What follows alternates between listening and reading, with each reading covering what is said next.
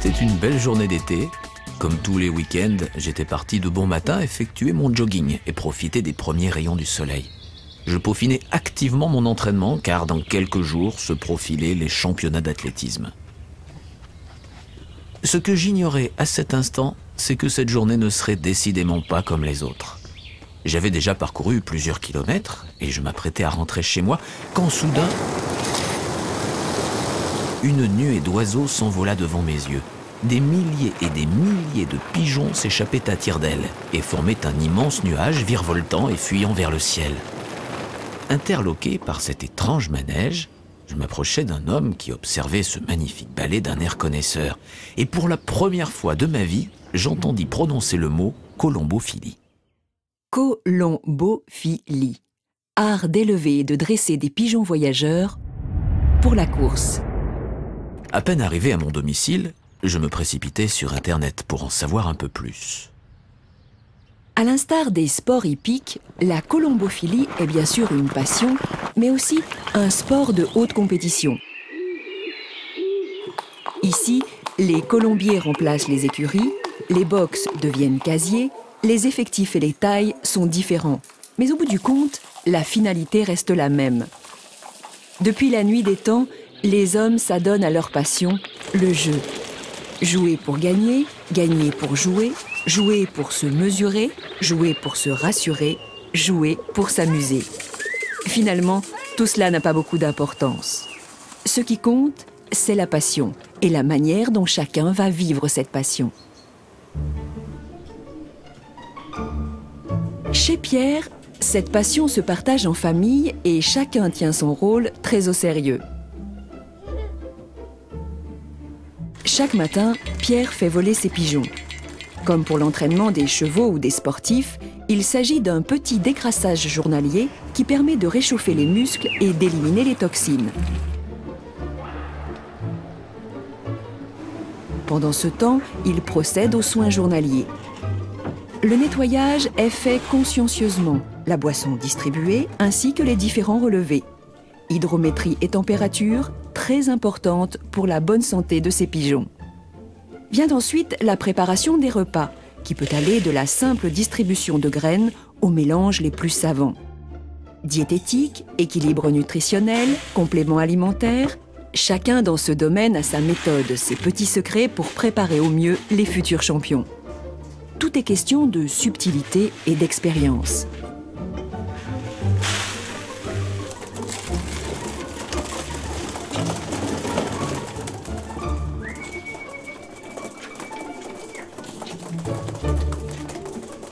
Et si le rôle du tout petit n'est pas encore bien défini, Madame, quant à elle, a une méthode plus romantique.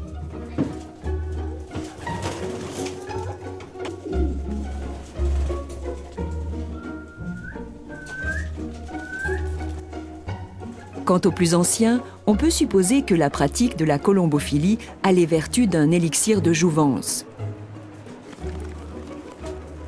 Car en période de course, il ne laisserait à personne le soin d'emmener ses pigeons à l'entraînement.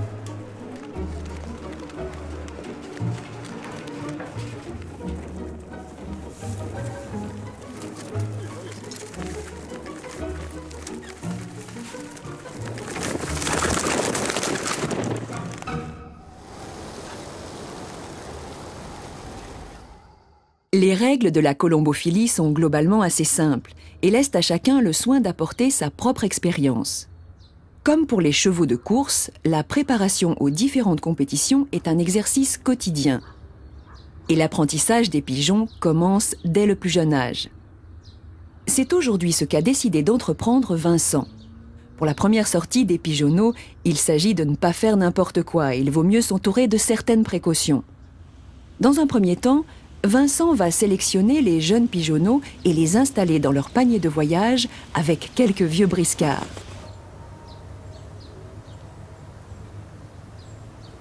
Ensuite, il emmène tout ce petit monde à seulement quelques kilomètres du colombier.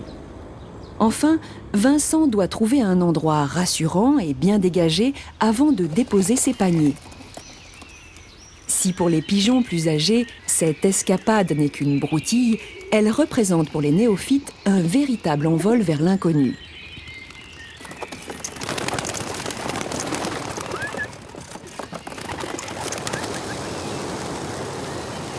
Pierre, quant à lui, peaufine la préparation de ses champions. Au programme aujourd'hui, entraînement longue distance. À quelques jours d'une course importante, il faut renforcer la résistance physique et musculaire. Pour cela, il se rend chez son ami Michel.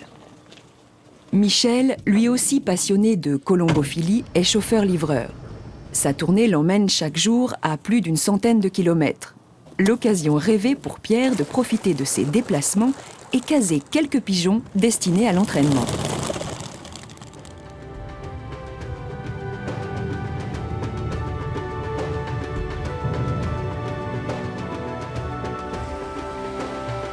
La date de la course approche.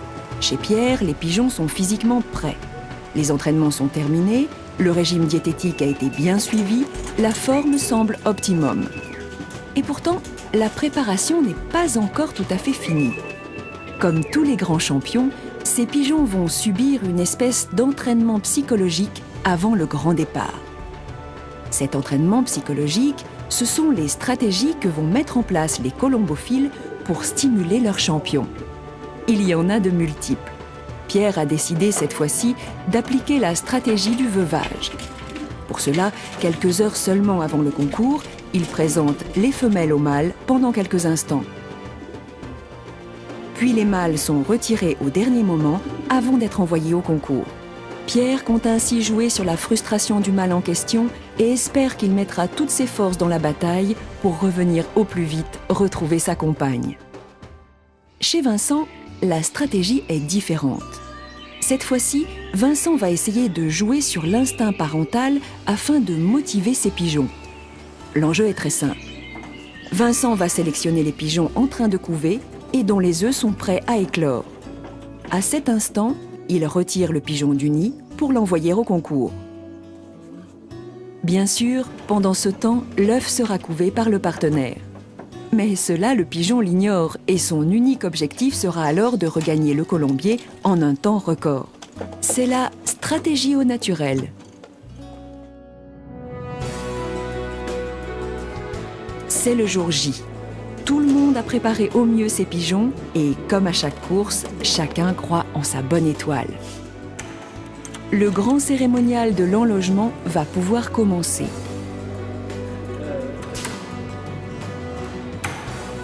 Chaque colombophile rejoint alors sa société pour les procédures de départ.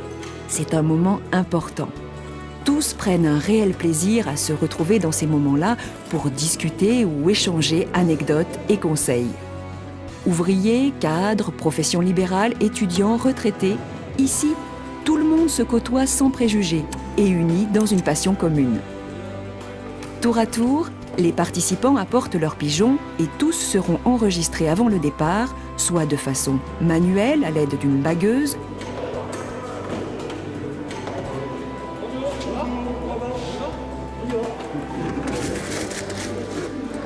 soit de façon électronique à l'aide d'une petite puce intégrée dans une bague. En tout état de cause, à partir de cet instant, le colombophile et son pigeon seront définitivement séparés et plus rien ne pourra intervenir avant le départ.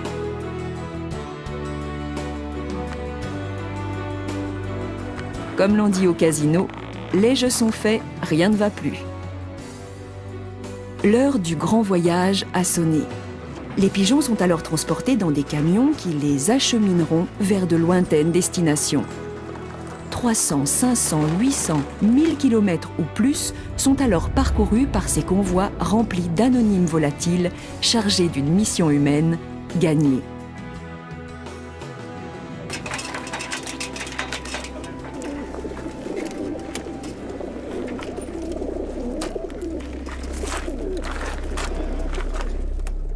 Bonjour Philippe. Bonjour José, comment vas-tu? Ça va? Il fait beau. Ouais, ici ça n'a pas changé, il fait toujours un temps magnifique. Vraiment pour nous c'est le temps idéal, on peut faire. Madame Messager vient de confirmer que c'est bon sur toute la ligne. On va lâcher pour 10 heures. Hein. Guéret va lâcher aussi à 10 heures, les Belges vont lâcher à 10 heures, donc nous on va lâcher juste devant. Hein. Bon ok, on va couper. Ok, tu peux y aller. Allez, je te rappelle dès que c'est fait. À tout de suite.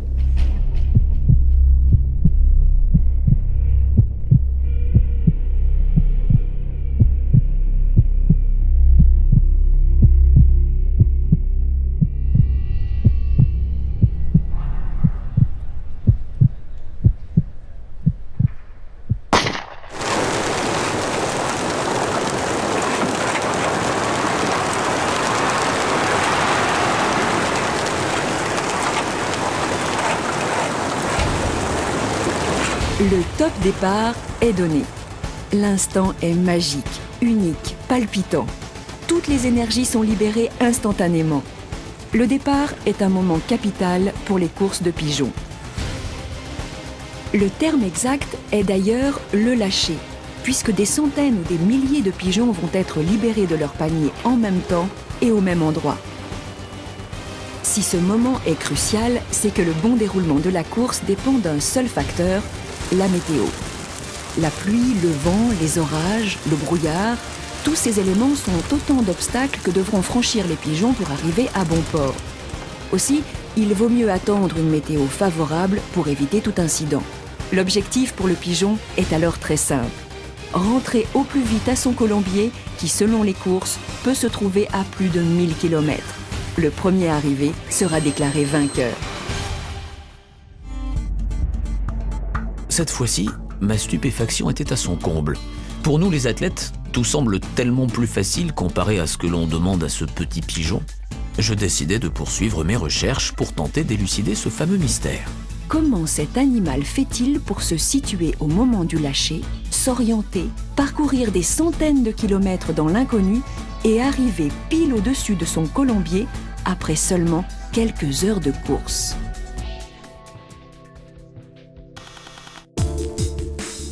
Dans un premier temps, il faut remarquer que de nombreux organes physiologiques sont particulièrement développés. La vue du pigeon est excellente. Son œil légèrement aplati lui permet de fixer des points à différentes distances, avec un champ visuel à 300 degrés.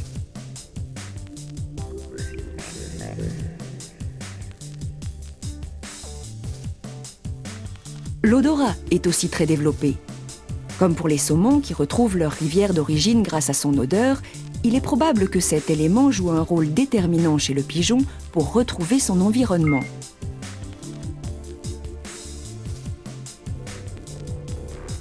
L'ouïe est également un des éléments de réponse. La finesse de son organe auditif lui permet de se situer dans certaines conditions, comme par exemple le bruit des vagues sur l'océan qui sert de guide pour longer une côte. Le pigeon est aussi doté d'une très grande quantité de cellules nerveuses. On sait que le nombre de cellules nerveuses est déterminant pour le traitement de l'information et qu'il conditionne la mémoire, l'analyse et la prise de décision.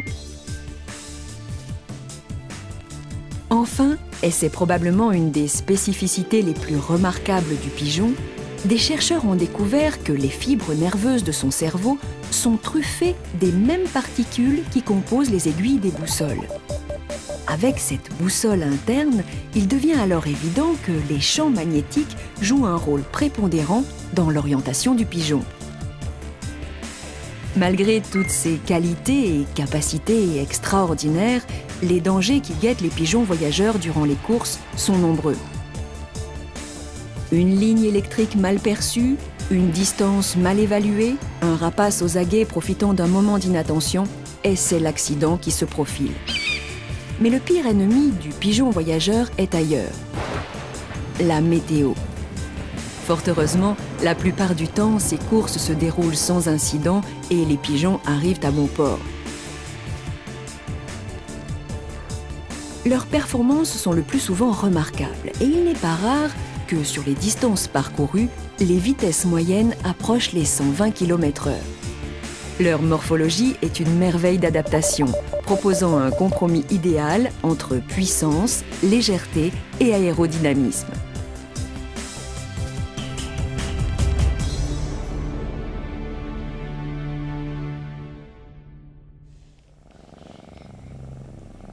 Le rituel de l'arrivée est immuable. Chez Pierre, comme chez Vincent, la nervosité commence à monter. Pour les colombophiles, un incessant balai entre le domicile et le colombier va débuter, les yeux perpétuellement en mouvement entre le ciel et la montre.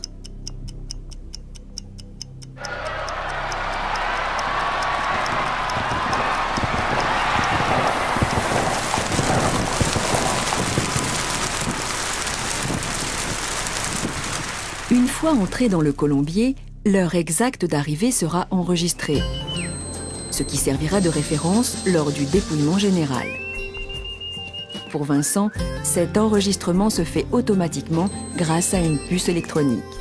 Ce n'est pas encore le cas pour Pierre. Dès que son pigeon sera à l'intérieur, il devra se précipiter pour l'attraper et enregistrer l'heure avec le constateur manuel. Pour la victoire, les jeux sont faits, ils connaîtront bientôt les résultats lors du dépouillement. Pierre, Vincent et tous leurs amis colombophiles se retrouvent maintenant au siège colombophile pour le dépouillement. C'est surtout un moment de convivialité et d'amitié qui réunit ces passionnés. Lors du dépouillement, l'heure d'arrivée de chaque pigeon est constatée officiellement. Pierre utilise la méthode traditionnelle, à savoir le constateur manuel.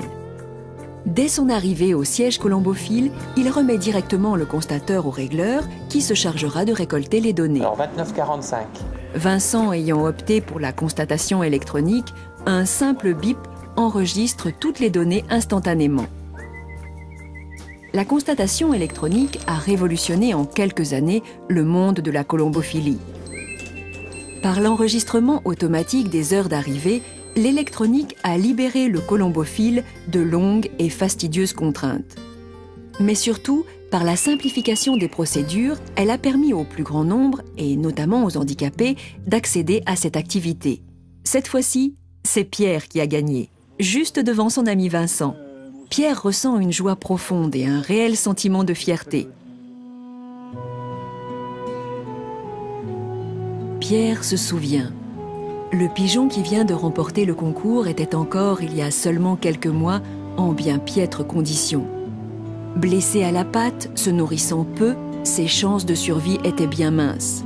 Pour des raisons personnelles, Pierre s'était promis de sauver ce pigeon et avait mis toute son énergie et son expérience afin de réaliser sa promesse. Après de longues semaines de convalescence, de soins et d'entraînement, Pierre avait gagné son pari et transformé ce malheureux pigeon en champion.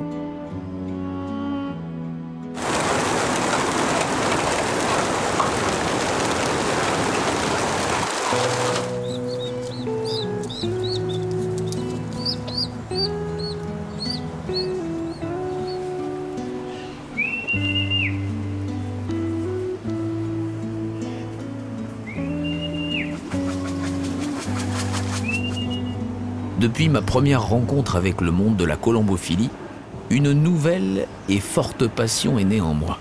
J'ai étudié tout ce petit monde, je me suis renseigné auprès de la fédération et j'ai rencontré de très nombreux amateurs qui ont su me guider et me transmettre leur passion. J'ai alors commencé peu à peu à élever quelques pigeons, participer à quelques courses. Et maintenant, j'ai une petite quarantaine de pigeons. Mais ce dont je suis le plus fier, c'est qu'aujourd'hui je ne suis plus seul à pratiquer et j'ai la chance de partager cette passion avec l'être qui m'est le plus cher au monde, mon fils.